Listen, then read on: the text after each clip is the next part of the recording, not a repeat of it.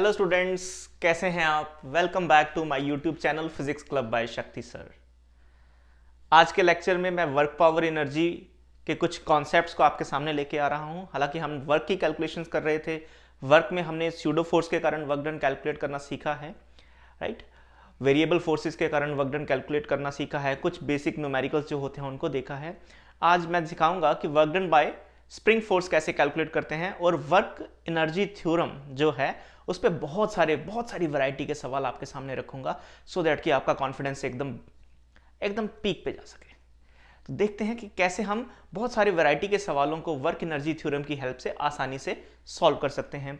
जब भी हम देखते हैं ना कि डायग्राम होती है, खतरनाक सी डायग्राम, उस पर स्यूडो फोर्स लग रहा है, मूवेबल ऑब्जेक्ट है ना, तो किस तरह से हम स्यूडो फोर्स की हेल्प से, किस तरह से वहां पर स्प्रिंग फोर्स भी एक्ट कर रहा है, ग्रेविटी भी एक्ट कर रहा है, टेंशन फोर्स भी एक्ट कर रहा है। तो इतनी सारी फोर्सेज एक्ट करने के बावजूद भी हम न्यूमेरिकल को सॉल्व करेंगे। जेईई एडवांस के 3-4 सवाल मैं रखूंगा बीच में कि कैसे वर्क एनर्जी थ्योरम के बेसिस पे हम जेईई एडवांस के जो पास्ट ईयर में पूछे गए सवाल हैं उनको कैसे हैंडल कर सकते हैं। कुछ अपने बेसिक जो न्यूमेरिकल होते हैं, अच्छे लेवल है, अच्छा लेवल आज का जो होगा आप देख सकते हो। अगर लेक्चर लंबा हो गया तो इसको मैं 2 पार्ट्स में रखूंगा, बट कोशिश करूंगा कि स्प्रिंग से related most of the numerical आज के लेक्चर में ही कवर हो जाए। स्टार्ट करते हैं। Work done by spring force से छोटी सी इंट्रोडक्शन के बाद हम न्यूमेरिकल सॉल्व करते हैं। देखो, work done by spring force, तो स्प्रिंग का एक बड़ा ही बेसिक सा डायग्राम होता है हमारे पास। लेट्स से कि हमारे पास एक ब्लॉक है और ये जो ब्लॉक है ये एक स्प्रिंग से अटैच्ड है। स्प्रिंग का कांस्टेंट है के, ब्लॉक जो है इसका मास है m, और कुछ नहीं है, स्मूथ सरफेस पे रखा गया है ये ब्लॉक। स्प्रिंग अपनी आइडियल लेंथ पे है ना, न्यूट्रल लेंथ जिसको कहते हैं, आइडियल लेंथ कहते हैं। अभी स्प्रिंग में कोई भी कंप्रेशन या एक्सटेंशन नहीं है, ये अपनी नॉर्मल पोजीशन में है, नॉर्मल लेंथ में है। तो ऐसी सिचुएशन में इस ब्लॉक के ऊपर कोई भी फोर्स एक्ट नहीं कर रहा है। अब क्या होता है कि जैसे ही मैं इस ब्लॉक को कुछ यहाँ पर ले आऊँगा, तो क्या हो रहा है कि हमने, आप देख सकते हो कि यहाँ से इसको कुछ मूव किया है। लेट्स से इसको हमने कंप्रेस किया है स्प्रिंग को बाय सम डिस्प्लेसमेंट x डिस्प्लेस होने के कारण क्या हो रहा है कि जो स्प्रिंग है वो कंप्रेस हो गया, तो स्प्रिंग इस डायरेक्शन में स्प्रिंग फोर्स अप्लाई करेगा, इस डायरेक्शन में स्प्रिंग फोर्स अप्लाई करेगा। और आप देखोगे यहां पर फोर्स भी लग रहा है इस ब्लॉक के ऊपर, और ब्लॉक ने कुछ डिस्प्लेसमेंट भी कवर की है। अब याद रखें कि ये ब्लॉक यहां से यहां कैसे आ गया, अपने आप तो आएगा नहीं, ऑब्वियसली हम कोई एक एक्सटर्नल एजेंट की हेल्प से इस ब्लॉक को इस पोजीशन से इस पोजीशन पे लेके आ रहे हैं, जिसको हम डायग्राम में इंडिकेट नहीं करते हैं। क्लियरली ऐसा मत सोचना कि ये यहां से अपने आप यहां कैसे आ गया। There may be some external forces due to which the block swift from with the displacement of x from this location to this location. Again एक बहुत ही इंपॉर्टेंट सी बात जल्दी से खत्म कर रहा हूं कि जितनी भी हम डिस्कशन करते हैं वो पॉइंट लाइक ऑब्जेक्ट्स को कंसीडर करके ही डिस्कशन सारी की जाती हैं। न्यूटन लॉज जितना भी है वो सारे पॉइंट ऑब्जेक्ट्स, पॉइंट पार्टिकल्स पे डिपेंड करता है। पार्टिकल नेचर होना चाहिए ऑब्जेक्ट का। अगर ऑब्जेक्ट भी है, एक्सटेंडेड ऑब्जेक्ट है, तो उसको हम पार्टिकल लाइक ऑब्जेक्ट इस तरह से बिहेव करना चाहिए, तभी ये सब न्यूटन लॉज यहां पर वैलिड होता है। ठीक है, चलिए, तो स्प्रिंग फोर्स क्या होती है, जो स्प्रिंग के कारण फोर्स होती है, that is written as negative of k times x। इसका मतलब जो स्प्रिंग फोर्स है that is directly proportional to this displacement, है ना। जितना जितना डिस्प्लेसमेंट बढ़ता जाएगा स्प्रिंग का मैग्नीट्यूड भी उतना ज्यादा बढ़ता जाएगा, but in the opposite direction. Correct, the direction of this displacement and the spring force is opposite. के जो है इसको स्प्रिंग कांस्टेंट कहते हैं। इसका मैंने न्यूटन लॉज में इसका एक पोर्शन जो है स्प्रिंग का पूरा पोर्शन अभी छोड़ रखा है, क्योंकि स्प्रिंग आप यहां भी देखते हैं, न्यूटन लॉज में भी देखते हैं, फिर एसएचएम में भी जाके स्प्रिंग ही स्प्रिंग हो जाएगा। तो मैं कंसीडर करता हूं कि स्प्रिंग का और डिटेल जो है, parallel combination of springs, series combination of springs, ये ज्यादा इसका जरूरत पड़ेगा हमें एसएचएम में। तो एसएचएम में पूरा स्प्रिंग दोबारा से आपके सामने रखूंगा। जितने भी स्प्रिंग के सवाल होते हैं 25-30 जितने भी होंगे सब आपके सामने रखे जाएंगे कि स्प्रिंग का डर खत्म हो जाए। यहां पर देखो ये क्या बता रहा है कि ये बताता है कि जो स्प्रिंग फोर्स है that is directly proportional to the displacement. तो अगर इस वाई एक्सिस पे मेरे पास स्प्रिंग फोर्स है और ये डिस्प्लेसमेंट एक्सिस है, तो यहां से पास होने वाली जो स्ट्रेट लाइन है, this straight line indicate the graph और the relation between the spring force and the displacement x. और ये स्प्रिंग फोर्स का जो ग्राफिकल व्यू होगा वो ऐसा होगा, it is a straight line passing through the origin and having the slope minus के। ये जो माइनस के है that is the slope of this line. So slope इसका क्या है, माइनस के है। क्लियर? छोटी सी बात हम के बारे में बता सकते हैं यहां पर कि के की वैल्यू जितनी ज्यादा होती है स्प्रिंग उतना ही हार्ड हो जाता है, उतना ही उसको कंप्रेस या रिलैक्स करना मुश्किल हो जाता है ना, स्टिफनेस बढ़ जाती है जैसे जैसे स्प्रिंग कांस्टेंट की वैल्यू बढ़ती जाएगी। स्प्रिंग कांस्टेंट की वैल्यू बहुत सारी बातों पे डिपेंड करती हैं, अगेन बता रहा हूं, घबराने की बात नहीं है, स्प्रिंग का हर एक सवाल सॉल्व होगा, एसएचएम में पूरा स्प्रिंग आपको खोल के दिखा दूंगा। चलिए, इतना सा इसका डिस्कशन हो गया। स्प्रिंग फोर्स हमें पता लग गया, स्प्रिंग फोर्स के कारण क्या हो सकता है। अब देखो यहाँ पर फोर्स है अगर, तो फोर्स के कारण यहाँ पर वर्क डन भी होगा, क्योंकि फोर्स भी है, डिस्प्लेसमेंट भी है, तो वर्क डन भी होगा। एक और बात खास यहाँ पर देखी जा सकती है कि जो स्प्रिंग फोर्स है मेरे पास, वो कैसी फोर्स है, वेरिएबल फोर्स है। कैसी फोर्स है ये, वेरिएबल फोर्स है, because it depends on x. It is not a constant force. If x is equal to 0, spring force is 0. As the value of x increases, x का जैसे जैसे value increase करेगा spring force का value भी क्या होता जाएगा, increase होता जाएगा। तो ये बात आपको बिल्कुल क्लियर रखनी है कि spring force is a variable force. Okay, ठीक। अब इसके कारण इसका वर्क डन देखते हैं, वर्क डन कैसे कैलकुलेट किया जाएगा स्प्रिंग के कारण। सो work done by spring force बिल्कुल बेसिक, एज वेरिएबल फोर्स है तो वेरिएबल फोर्स के कारण वर्क डन हम कैसे कैलकुलेट करते हैं, integration of spring force multiply by dx and the positions from x initial to x final. मतलब इस ब्लॉक को कुछ x इनिशियल से x फाइनल पे मैंने डिस्प्लेस किया है। x इनिशियल से x फाइनल पे जब मैं इस ब्लॉक को अगेन ब्लॉक मैं बोल रहा हूं, किताबों में लिखा होता है ब्लॉक, बट एग्जैक्ट वर्डिंग क्या होती है, पार्टिकल लाइक ऑब्जेक्ट, कि ये जो ऑब्जेक्ट है, ये जो एक्सटेंडेड ऑब्जेक्ट है, it is behaving as a particle. Force का वैल्यू कितना है, माइनस के एक्स, यहां पर सब्सटीट्यूट करते हैं तो वर्क डन बाय स्प्रिंग आ जाएगा। माइनस के कांस्टेंट वैल्यूज हैं, इंटीग्रेशन से बाहर आ जाएंगी, एक्स डी एक्स लिखा जाएगा और एक्स इनिशियल से एक्स फाइनल तक ऐसा। फिर ये हो जाएगा माइनस के एक्स का इंटीग्रल कितना होगा, एक्स स्क्वायर बाय 2 इनिशियल से फाइनल तक। वर्क डन बाय स्प्रिंग कितना आ गया, minus k by 2 x final square minus x initial square. This is the formula. ये फॉर्मूला बहुत ही काम आने वाला है आपके, तो इसको याद रखिए, final square minus initial square. So this is the work done by the spring force, this is the work done by the spring force. अब ये जो एक्स इनिशियल था, ये था कि एक्स इनिशियल मतलब कि इसकी नेचुरल लेंथ से कितना एक्सटेंशन या कंप्रेशन था इनिशियली, चाहे वो एक्सटेंड हुआ पड़ा था अपनी नेचुरल लेंथ से बाय द अमाउंट x1 और x इनिशियल, या फिर जैसे मान लेते हैं कि ये इसकी इनिशियल सिचुएशन है, ठीक, तो ये कहाँ से डिस्प्लेस हो रहा है, मान लेते हैं यहाँ से कहीं से डिस्प्लेस हुआ है। सो ये इसका x इनिशियल था और ये डिस्प्लेस होके यहाँ पर आ गया x फाइनल तक, यहाँ से, है ना। तो डिस्प्लेसमेंट तो ऐसा हुआ है, बट इनिशियली कुछ ऐसा था। तो x इनिशियल कितना लिखा जाएगा, x इनिशियल ये लिखा जाएगा, दिस इज x इनिशियल। ये जो है ये नॉर्मल और नेचुरल लेंथ है, नेचुरल लेंथ पे रखा गया है यहां पर, और इस नेचुरल लेंथ से कितना एक्सटेंड हुआ पड़ा था पहले ये ब्लॉक, x1 या x इनिशियल इतना था, ठीक। अब उसके बाद यहां पर आ गया, नेचुरल लेंथ से यहां पर आया तो इसको कहा जाएगा x फाइनल और इसको कहा जाएगा x इनिशियल, ठीक। बता दिया जाएगा क्लियरली आपको न्यूमेरिकल्स में कि ब्लॉक पहले 2 सेंटीमीटर एक्सटेंड था या कंप्रेस था, बाद में वो 4 सेंटीमीटर एक्सटेंड हो गया है, तो जो 2 सेंटीमीटर है वो x इनिशियल हो जाएगा, 4 सेंटीमीटर है वो x फाइनल हो जाएगा। अब कहते हैं कि अगर initially the block at its natural length और the spring at its natural length, कि ब्लॉक कहां पर था जब स्प्रिंग अपनी नेचुरल लेंथ पे था, तो x इनिशियल की वैल्यू कितनी आ जाएगी, 0 आ जाएगी। इफ इनिशियली स्प्रिंग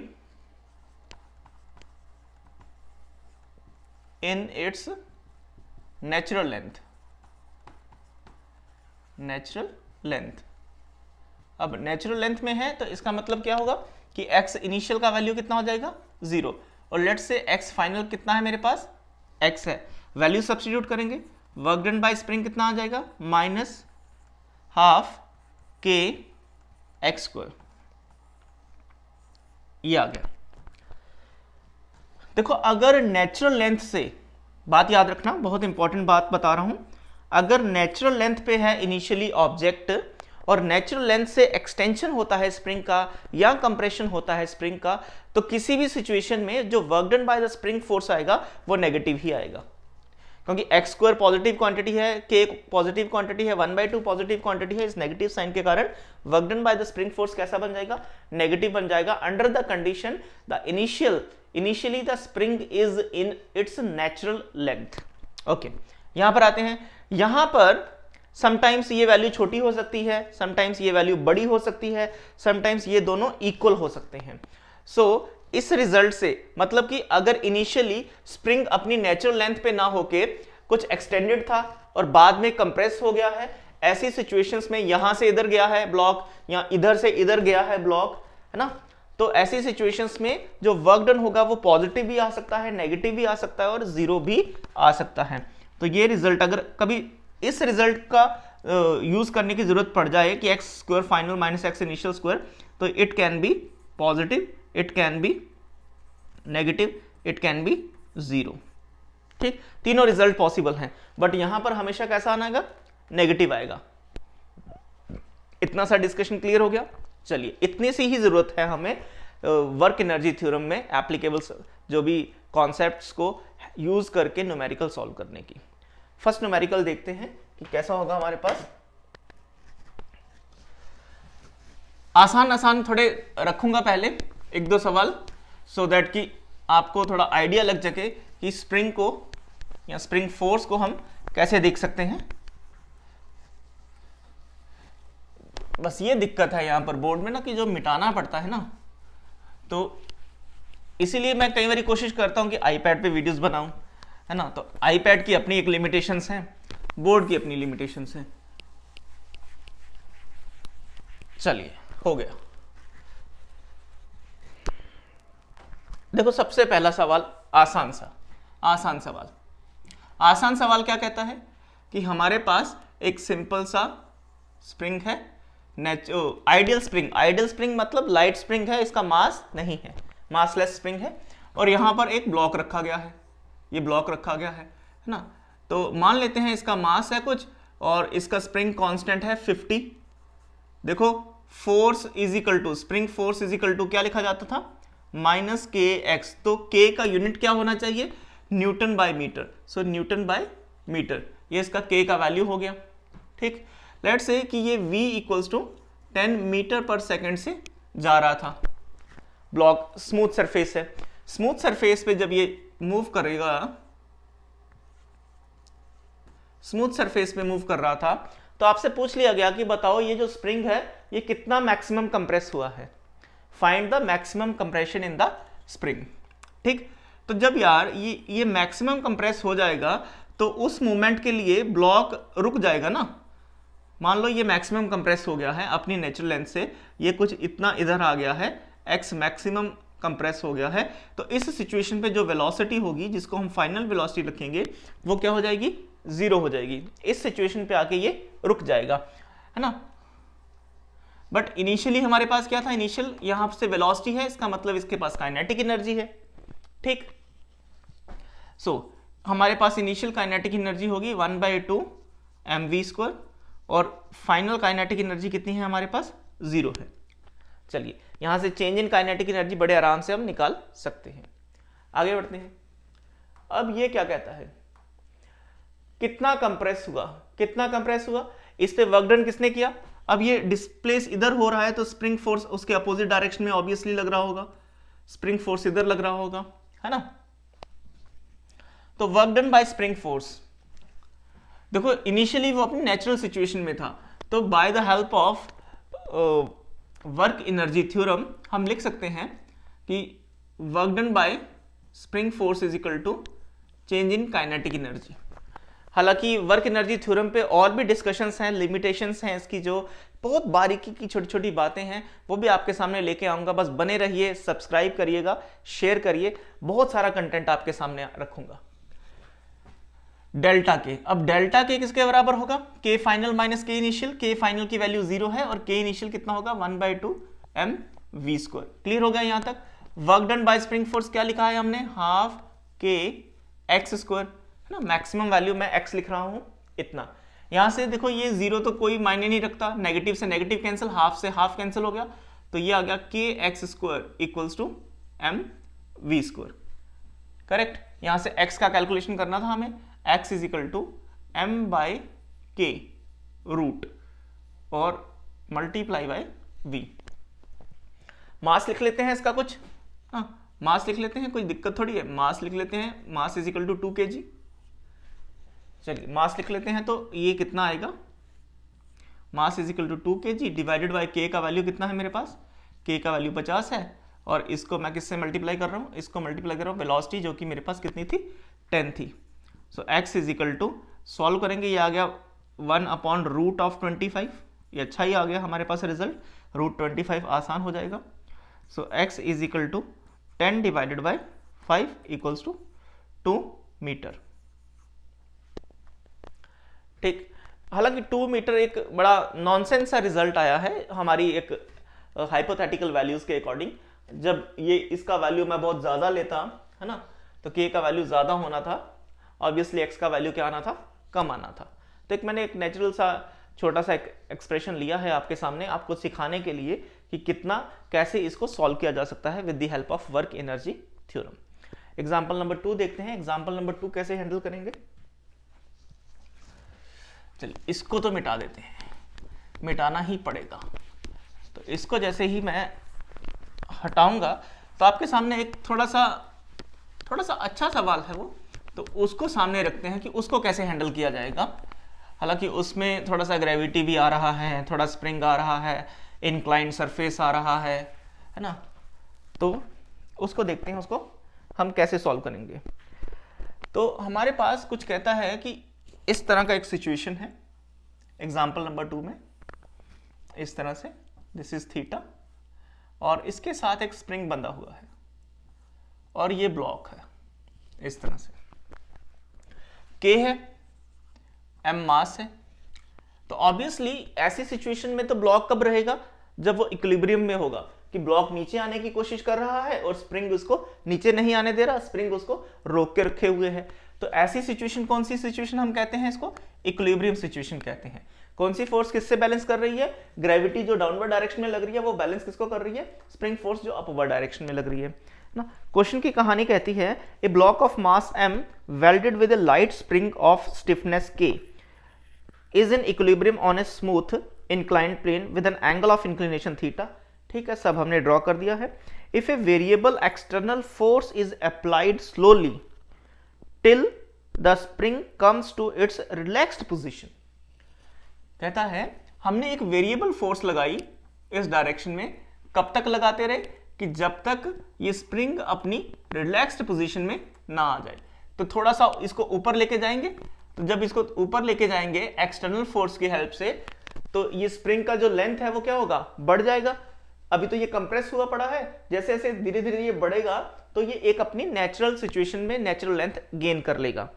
ठीक, और धीरे धीरे applied slowly, external force applied slowly,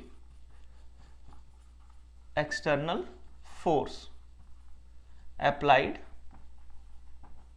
slowly. ठीक, अब ये कहता है यहां पर कि find the work done by the spring force, कि स्प्रिंग फोर्स ने कितना वर्क डन किया है। तो देखो इस पे find the work done by the spring force हमें कैलकुलेट करना है। इनिशियल स्पीड कितनी थी? 0। फाइनल स्पीड कितनी हो जाएगी? 0 हो जाएगी। क्लियर है? इनिशियल स्पीड कितनी थी? 0 थी। फाइनल स्पीड कितनी हो गई? 0 होगी, क्योंकि स्लोली इसको ग्रेजुअली धीरे धीरे अपवर्ड डायरेक्शन में लेके गए हैं हम, है ना। तो चेंज इन काइनेटिक एनर्जी कितना आ गया? 0 आ गया।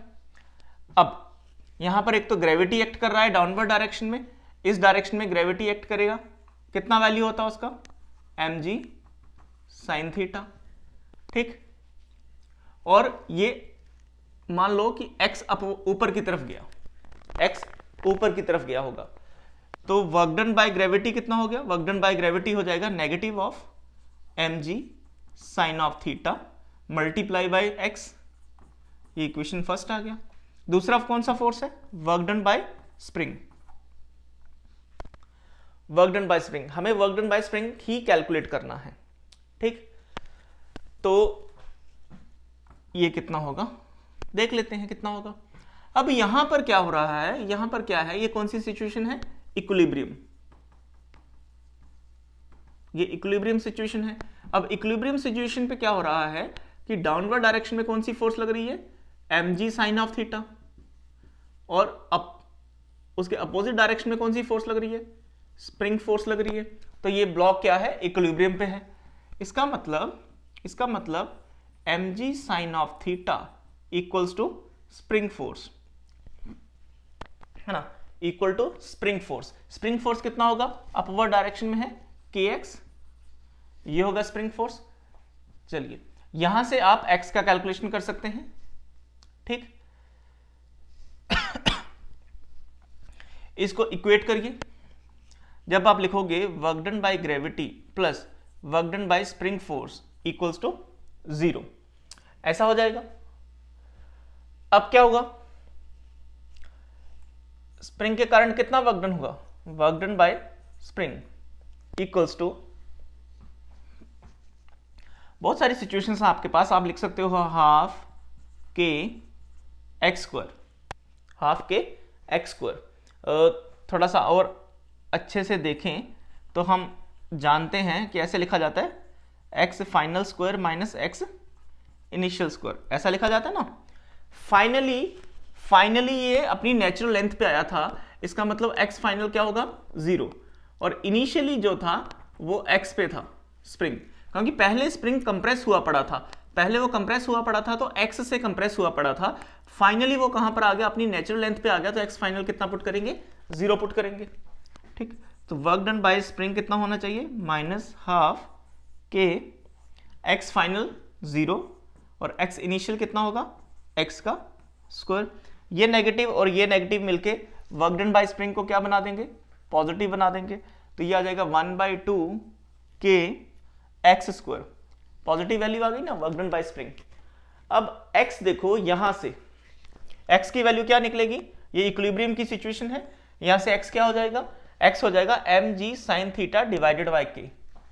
तो वर्क डन बाय स्प्रिंग कितना लिखा जाएगा, 1/2 k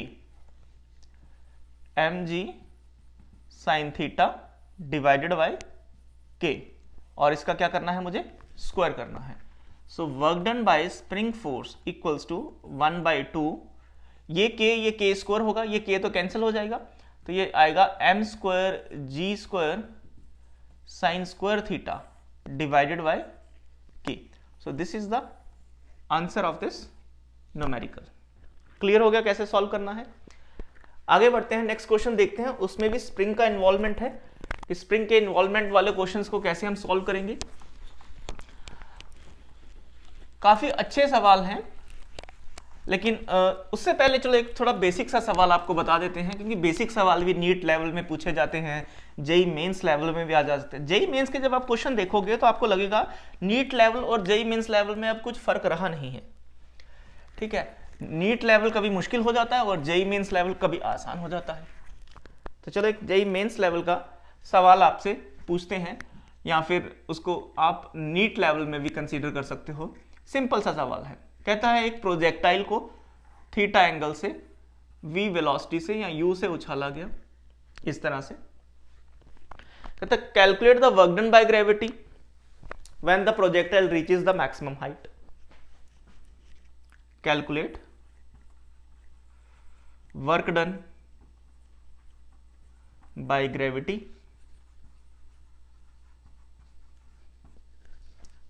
work done by gravity ने कितना काम किया जब ये प्रोजेक्टाइल अपनी स्टार्टिंग पोजीशन से कहां पर आ गया, मैक्सिमम हाइट तक।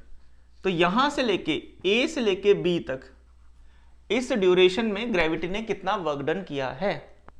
ठीक, अब यार देखो यहां पर कितनी स्पीड हो जाती है, ये तो हो जाती है u cos of theta. Clear होगी बात, यहां पर u है, इनिशियल वेलोसिटी u है, यहां पर हाईएस्ट पोजीशन पे कितनी हो जाती है u cos थीटा। इसका मतलब इनिशियली काइनेटिक एनर्जी कितनी, इनिशियली काइनेटिक एनर्जी मेरे पास 1/2 mu²। फाइनल काइनेटिक एनर्जी कितनी, final kinetic energy 1/2 mu² cos of square theta. इतनी चेंज इन काइनेटिक एनर्जी कितना, क्योंकि जो यहां पर तो सिर्फ ग्रेविटी ही लगी है ना, यहां पर तो सिर्फ ग्रेविटी। हालांकि और भी तरीकों से इसको सॉल्व किया जा सकता है, सिंपल इसका हाइट कैलकुलेट करके और mgh करके आंसर लाया जा सकता है, नो प्रॉब्लम। बट हियर हम वर्क एनर्जी थ्योरम को अप्रिशिएट कर रहे हैं, तो वर्क एनर्जी थ्योरम की हेल्प से कैसे कैलकुलेट करेंगे उस पर थोड़ा सा तवज्जो दी जाएगी कि चेंज इन काइनेटिक एनर्जी होगा final minus initial, so the final value is this and the initial value is this. It comes out to be 1/2 mu² cos square theta, cos square theta negative of 1/2 mu²। So we have a simple result of 1/2 mv² can be taken as a common value। ये आ जाएगा cos square theta -1। ठीक है ना, ये तो लिखना आसान ही है, सबको सब लिखा जा सकता है। ये क्या यार इसको सॉल्व करना मुश्किल है, बिल्कुल मुश्किल नहीं है।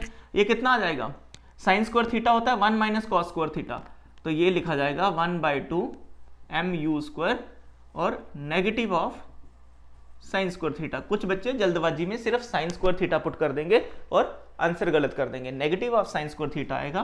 तो अब ये आंसर क्या आना चाहिए, नेगेटिव आना चाहिए mu² साइन स्क्वायर थीटा।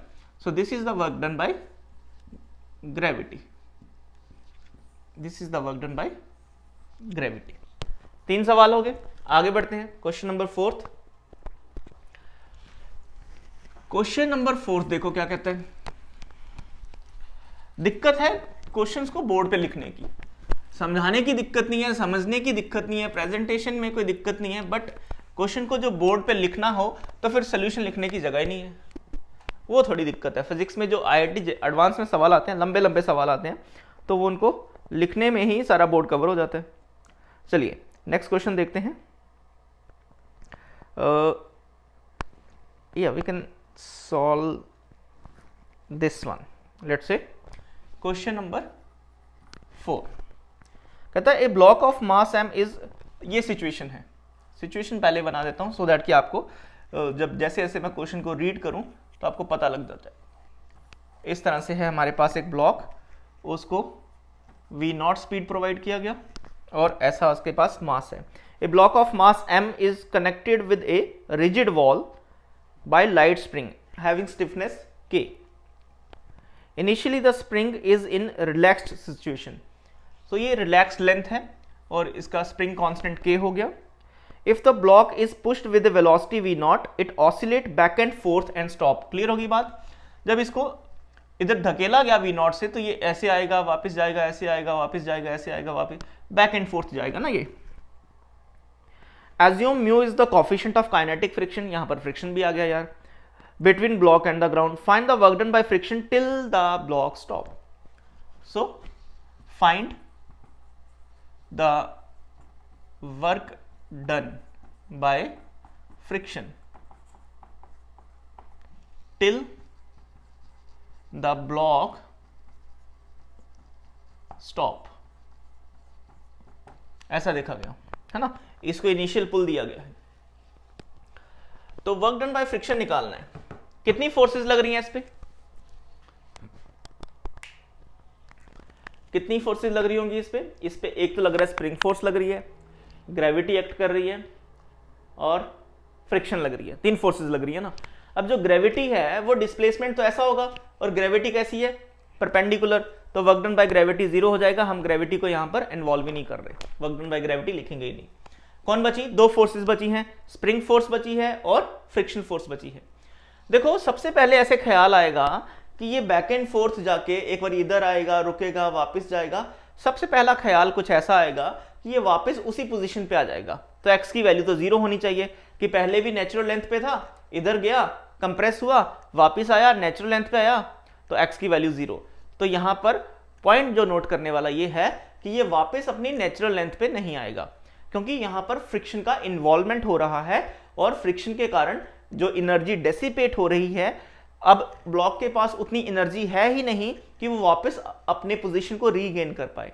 वो इधर आया, यहां तक कुछ एनर्जी लूज कर गया फ्रिक्शन के कारण, वापस जाएगा तो यहां कहीं आ जाएगा, फिर इधर जाएगा, फिर यहां आएगा, फिर यहां यहां पर आके कहीं रुक जाएगा। तो वो कुछ डिस्प्लेसमेंट यहां पर होगा ही होगा। और इतनी बात भी क्लियर है कि कंप्रेशन ही होगा, स्प्रिंग क्या होगा, कंप्रेस ही होगा, एक्सटेंड नहीं होगा। कि ऐसा नहीं है कि यहां से चला, इधर आया, फिर स्प्रिंग ने धकेला उसको, यहां कहीं आ गया, ऐसा नहीं हो पाएगा। ठीक, तो ये इधर से यहां तक आएगा, फिर इधर गया, फिर इधर गया, फिर इधर गया, डिग डिग डिग डिग, यहां कहीं आके रुक गया। सो कुछ कंप्रेस ही होगा। लेट्स से एक्स कंप्रेस हुआ होगा यार। अब जब ये कंप्रेस एक्स हुआ है इस डायरेक्शन में, तो ब्लॉक यहां कहीं आ गया होगा, तो स्प्रिंग फोर्स है ना, लाजमी सी बात है कि स्प्रिंग फोर्स किधर लगेगी, इसके अपोजिट डायरेक्शन में लगेगी। तो स्प्रिंग फोर्स के कारण वर्क डन कैसा होना चाहिए, नेगेटिव होना चाहिए, क्योंकि डिस्प्लेसमेंट और स्प्रिंग फोर्स कैसी है, अपोजिट डायरेक्शन में है। हमें क्या पूछा गया, वर्क डन बाय फ्रिक्शन, तो फ्रिक्शन का तो वर्क डन हमें कैलकुलेट करना ही है। चलिए, फाइनल वेलोसिटी कितना हो गया, 0। तो फाइनल काइनेटिक एनर्जी कितना हो गया, 0, क्योंकि फाइनली स्टॉप हो गया ना ये। इनिशियल v0 है, इनिशियल वेलोसिटी क्या है, v0, therefore initial kinetic energy 1/2 mv0 square, ये हो जाएगा इसका इनिशियल काइनेटिक एनर्जी। क्लियर इतनी बात, आगे बढ़ते हैं। Work done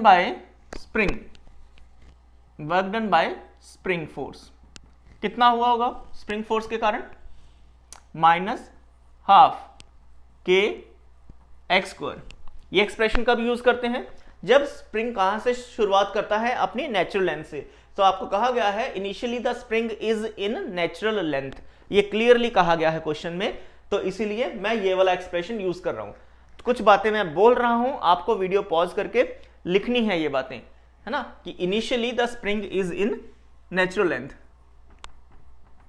initially spring is in natural length. ठीक, तो इसीलिए ये वाला फॉर्मूला बैठेगा।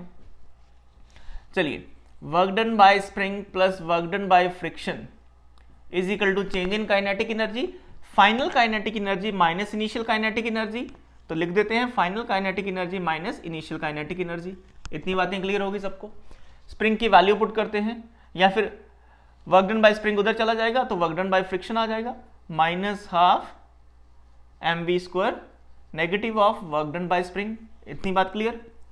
तो फ्रिक्शन के कारण कितना, 1/2 mv², negative of work done by spring कितना है, ये नेगेटिव ऑफ हाफ के एक्स, नेगेटिव ऑफ हाफ के x², नेगेटिव ऑफ हाफ के x²। नेगेटिव नेगेटिव क्या हो जाएंगे, पॉजिटिव हो जाएंगे। So work done by friction is equal to 1/2 mv², positive of half के x²। ये सिचुएशन आनी चाहिए। अब यहां पर आप देखोगे जो x है वो गिवन नहीं है, न्यूमेरिकल में x की वैल्यू हमें गिवन नहीं है, लेकिन आंसर में तो वेरिएबल जो आ गया x है। अभी इस x को एलिमिनेट करना है, तो x को एलिमिनेट कैसे करेंगे। अब x को एलिमिनेट करने के लिए आप देखोगे कि बेटा जब ये यहां पर आके रुक गया है कंप्रेस होके, तो मैं आप वही फोटो आपको दिखाना चाहता हूं सो दैट कि आपकी अंडरस्टैंडिंग बढ़ सके कि यहां पर आके ये अब थोड़ा कंप्रेस हो चुका है यहां पर स्प्रिंग, तो अभी स्प्रिंग फोर्स उधर को लग रही है ना, लेकिन ये ब्लॉक मूव नहीं कर पा रहा। स्प्रिंग फोर्स तो लग रही है उस डायरेक्शन में, लेकिन ब्लॉक मूव नहीं कर पा रहा, क्योंकि फ्रिक्शन क्या हो रहा है, फ्रिक्शन उसको अपोज कर रही है। फ्रिक्शन क्या कर रही है, उसको अपोज कर रही है। तो इसका मतलब ये हो गया कि ये अब इक्विलिब्रियम सिचुएशन में है यार। इक्विलिब्रियम सिचुएशन में मतलब क्या, कि फ्रिक्शन फोर्स और स्प्रिंग फोर्स यहां पर क्या है, इक्वल है। ठीक, तो इक्विलिब्रियम सिचुएशन में स्प्रिंग फोर्स और फ्रिक्शन फोर्स क्या है, इक्वल है। फ्रिक्शन कितना होता है यहां पर, म्यू mg, सबको पता होना चाहिए। अब म्यू mg होगा यहां पर, और ये स्प्रिंग फोर्स कितना होगा, स्प्रिंग फोर्स आप लिख सकते हैं, आप उस तरफ है तो kx ये होगा। यहां से x का वैल्यू कितना आ जाएगा, म्यू एम जी बाय के इक्वल्स टू एक्स। तो एक्स की ये वाली वैल्यू आप यहां पर सब्स्टिट्यूट कर सकते हैं, एक्स की ये वाली वैल्यू आप यहां पर सब्स्टिट्यूट कर सकते हैं यहां पर, तो आपको एक साफ सुथरा आंसर मिल जाएगा। जो भी ऑप्शन मैच होंगे उसको आप कर सकते हैं। क्लियर हो गया ये क्वेश्चन नंबर 4। क्वेश्चन नंबर 5 देखते हैं। क्वेश्चन नंबर 5 देखते हैं कैसा आता है, आसान आता है, मुश्किल आता है। तो क्वेश्चन नंबर 5 स्प्रिंग होगा, उसमें इतनी बात पक्की है कि मेरा आज का लेक्चर का टारगेट यही था कि स्प्रिंग वाले सवाल ज्यादा रखे जाएं और जो बिना स्प्रिंग के सवाल होते हैं उनको पार्ट बी में आपके सामने रखूंगा। होंगे वो भी इसी तरह के अच्छे सवाल होंगे। ठीक, चलिए हाँ इसको देखते हैं। देखो ये क्वेश्चन जो है ये पूछ लिया गया है IIT JEE एडवांस 2011 में। सो JEE एडवांस 2011 में ये सवाल पूछ लिया गया। लंबा सा सवाल है और एक छोटी सी डायग्राम है। डायग्राम इसकी क्या कहती है कि हमारे पास यहाँ पर एक ब्लॉक है और उसके साथ एक स्प्रिंग रखा हुआ है ऐसे, और इसको एक जर्क दे दिया गया। चलो पढ़ते हैं सवाल को। कहता है a block of mass 0.18 kg, तो मास कितना 0.18 kg is attached to a spring of force constant. Force constant, ये स्प्रिंग कांस्टेंट है 2 newton by the coefficient of friction between the block and the floor is 0.1, so mu equals to 0.1, कुछ ऐसा है। Initially the block is given an impulse, यहाँ से लिखते हैं initially the block is at rest, this block is at rest, so initial velocity कितनी है 0 metre पर सेकेंड, इसका मतलब इनिशियल काइनेटिक एनर्जी कितनी हो गई 0। so initially the block is at rest and the spring is unstretched, so x initial कितना हो गया, एक्स इनिशियल भी 0 मीटर हो गया, ठीक 0 जूल हो गया ये। An impulse is given to the block as shown, तो यहां पर एक एरो जो इंडिकेट किया गया है इसका मतलब इसको झटका दिया गया एक, ठीक। Impulse is given as shown, the block slides a distance of, तो उसके कारण क्या होगा, ब्लॉक स्लाइड करके उसने कुछ डिस्टेंस कवर कर लिया इतना, तो उसने डी डिस्टेंस कवर किया है 0.06 metre, yes, and comes to rest. Finally final velocity भी कितनी हो गई 0 मीटर पर सेकेंड हो गई, यहां से यहां आया और रेस्ट पे आ गया, फ्रिक्शन थी ना। Comes to rest for the first time, okay. कहता है the initial velocity of the block is, the initial velocity, जब इसको जर्क दिया गया तो इसकी कुछ इनिशियल वेलोसिटी होगी आफ्टर जर्क। पहले तो वो क्या था, पहले तो वो ऑब्वियसली रेस्ट पे था, बट उसको जैसे ही जर्क दिया गया तो वो कुछ इनिशियल वेलोसिटी से मूव किया। तो चलिए मैं इनिशियल वेलोसिटी को लिख रहा हूं यहां पर, जो कहते हैं वो उन्होंने दे रखा है n/10 मीटर पर सेकेंड, इतना दे रखा है। कहता है find the value of n, integer type में ये सवाल पूछा गया था। An impulse is given to the block as shown, the block slides the distance of this and comes to rest, तो इसलिए मैंने फाइनल वेलोसिटी को क्या रखा है 0 रखा है। देखो इस सवाल को कैसे अटेम्प्ट किया जा सकता है। इनिशियल वेलोसिटी ये, इसका मतलब इनिशियल काइनेटिक एनर्जी होगी, फाइनल काइनेटिक एनर्जी 0 होगी।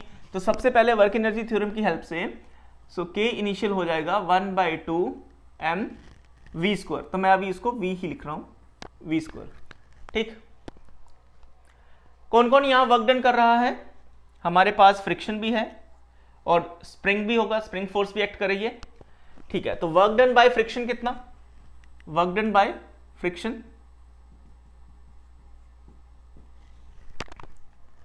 कितना लिखा जा सकता है, वर्क डन बाय फ्रिक्शन। देखिए ये ब्लॉक उधर जाएगा, डिस्प्लेस उधर होगा, तो फ्रिक्शन उसके अपोजिट डायरेक्शन में एक्ट करेगी ना, तो नेगेटिव आएगा। Work done by friction is equal to negative of mu mg, ये तो हो गया force, friction force multiply by displacement कितना है d, ये डिस्प्लेसमेंट है d, तो this is the work done by friction. और work done by spring, work done by spring force, spring force ने कितना वर्क डन किया होगा, उसका बड़ा ही आसान सा फॉर्मूला है ½ k x², तो x की जगह मैं d² लिख देता हूं, ½ k d square, this is the work done by spring, क्योंकि initially the spring is in its natural length, तो ये वाला फॉर्मूला यहां पर सूटेबल होगा। दो ही फोर्सेज है, दोनों फोर्सेज का टोटल वर्क डन किसके बराबर आना चाहिए, चेंज इन काइनेटिक एनर्जी के।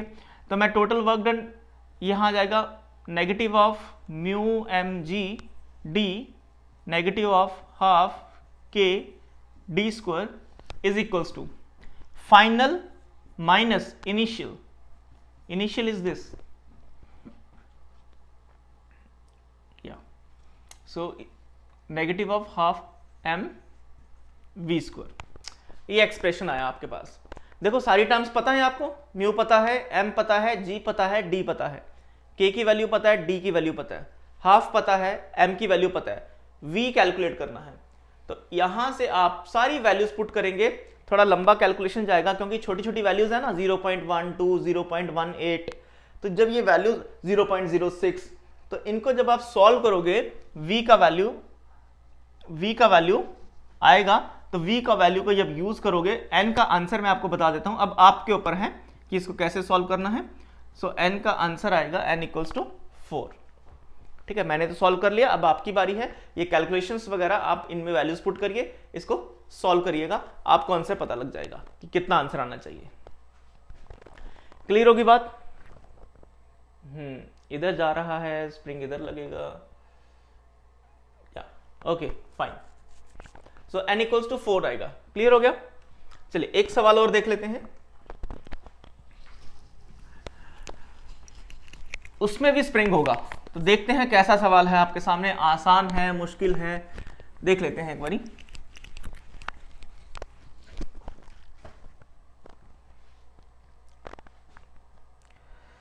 ओके, बहुत लंबा सवाल है, इसमें IIT JEE 2008 में आया हुआ सवाल है, कुछ बहुत ही लंबा सवाल है, मतलब क्वेश्चन बहुत लंबा है, तो मैं कोई और देख लेता हूँ फिलहाल, या ये वाला देख लेता हूँ। सो हमारे पास ये सिचुएशन है एक इस तरह से, एक हमारे पास ये कार्ट है मूवेबल, और इस कार्ट पे एक्सेलरेशन एक्ट कर रही है, ये कार्ट इस डायरेक्शन में ए एक्सेलरेशन से मूव कर रहा है। इसमें क्या है कि एक ब्लॉक रखा गया है इस तरह से, ये डायग्राम है कुछ इस तरह से, एक ब्लॉक रखा गया है, और वो ब्लॉक जो है एक स्प्रिंग से जुड़ा हुआ है ऐसे, ये मास m हो गया, ये कांस्टेंट k हो गया, ये सिचुएशन है। क्लियर? पढ़ के क्वेश्चन देख लेते हैं क्या कहता है। क्वेश्चन कह रहा है a block of mass m is connected to a spring of spring constant k, the frame in which the block is placed is given an acceleration a towards left. ठीक, नेग्लेक्ट फ्रिक्शन, कोई भी friction नहीं है, between the blocks and the frame walls, ये frame की walls है और block, इनके बीच कोई भी फ्रिक्शन नहीं है, ये टायर से बनाए गए ना, ठीक है, तो there is no friction between the, तो मैं लिख ही देता हूं, no friction between the block and walls of frame, ये the maximum velocity of the block relative to the frame is, maximum velocity of the block relative to the frame is, कि इसकी maximum velocity कितनी होगी। Initially क्या था, the block of mass m is connected to a spring of spring constant k, the frame is in which the block is placed is given acceleration. तो initially तो ये rest पे था, फिर इसको एक्सेलरेट किया गया, जब ये एक्सेलरेट करेगा तो ये जो ब्लॉक होगा उस तरफ जाएगा, उस तरफ जाएगा, है ना। तो ये एग्जांपल मैं सोच ही रहा था कि आपको कैसे बताई जाए, कि मान लो कि आपको एक स्मूथ सरफेस, आप ही यहाँ बैठे हो, है ना, कि जब आप एक अम्यूजमेंट पार्क में जाते हो, एक लंबा जिसमें आप झूला लेते हो, तो आपको चेयर पे बिठा दिया जाता है बेल्ट्स लगा के, तो जैसे ही एकदम से झटका लगता है तो आपकी बॉडी पीछे की तरफ जाती है, ऑल्दो की सीट्स वहां पर बंधी होती हैं, फिक्स्ड होती हैं नट बोल्ट से।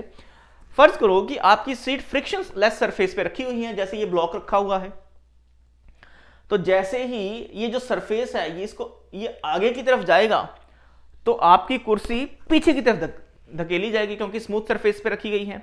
मतलब अगर सरफेस आगे की तरफ तो चेयर पीछे की तरफ जा रही है, because the chair is on the frictionless surface. Same situation is here, the block is on the frictionless surface, है ना। तो हालांकि ये स्प्रिंग से बंधा हुआ है, तो ये क्या होगा, ये इस डायरेक्शन में जाएगा। तो मैं लिख रहा हूं इसका डिस्प्लेसमेंट कुछ इस डायरेक्शन में होगा। लेट्स से इसका डिस्प्लेसमेंट x हुआ, तो उसी दौरान उसकी वेलोसिटी फिर हमें पता करनी है कि फाइनली इसकी कितनी वेलोसिटी हो जाएगी जब ये, और इस पे आपको पता है एक स्यूडो फोर्स लगेगा। स्यूडो फोर्स कितना लगेगा, मास इंटू एक्सेलरेशन, इस डायरेक्शन में स्यूडो फोर्स लगेगा। जब ये इधर डिस्प्लेस करेगा तो स्प्रिंग फोर्स किधर लगेगा, है ना, एक्सटेंड हो रहा है ना, तो स्प्रिंग फोर्स उसके अपोजिट डायरेक्शन में लगेगा, इस तरह से, इस डायरेक्शन में। तो देखो स्प्रिंग फोर्स इधर, डिस्प्लेसमेंट उधर, तो वर्क डन कैसा स्प्रिंग फोर्स के कारण नेगेटिव आएगा। स्यूडो फोर्स और डिस्प्लेसमेंट की डायरेक्शन सेम है, तो work done bye pseudo force कैसा, पॉजिटिव होगा। चलिए, so initial kinetic energy, initial velocity 0, तो initial kinetic energy 0। Final velocity हमें कैलकुलेट करनी है, तो फाइनल काइनेटिक एनर्जी 1/2 mv² लिख देते हैं। Work done bye pseudo force, सो work done bye pseudo force क्या लिखा जाएगा, मास into acceleration multiply by D, ये लिख देते हैं। ठीक, डी ना लिख के एक्स लिख देते हैं, एक्स। और दूसरा है work done by spring. Work done by spring आपको फॉर्मूला पता है, क्या फॉर्मूला होता है, -12 k(x²), ये हो गया। Total work done is equal to change in kinetic energy, तो max -12 kx², this is total work done. Change in kinetic energy means final minus initial, this is mv², this is final minus initial। Clear होगी बात। चलिए, हमें ये v का calculation करना है। Again यहां पर भी ये अपने इक्विलिब्रियम सिचुएशन में होगा, क्योंकि स्यूडो फोर्स इसको उधर लग रहा है और ये जो है स्प्रिंग फोर्स इसके अपोजिट डायरेक्शन में लग रहा है। तो एक ऐसी सिचुएशन आएगी जहां पर ये दोनों फोर्सेस एक दूसरे को बैलेंस कर रही होंगी, राइट। क्योंकि x तो हमें पता नहीं ना, x हमने इन्वॉल्व किया है, तो x को वहां से हटाना भी है। सो एट इक्विलिब्रियम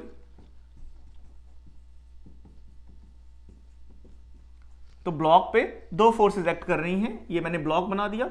इधर तो स्यूडो फोर्स एक्ट कर रहा है और उसके अपोजिट डायरेक्शन में कौन एक्ट करेगा, स्प्रिंग फोर्स एक्ट करेगा। तो हम लिख सकते हैं spring force is equal to mass into acceleration.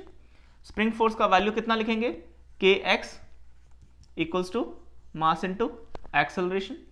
x का कितना वैल्यू लिखें, चलो फिलहाल तो हम ये सिचुएशन यहां पर रख लेते हैं ऐसी, ओके।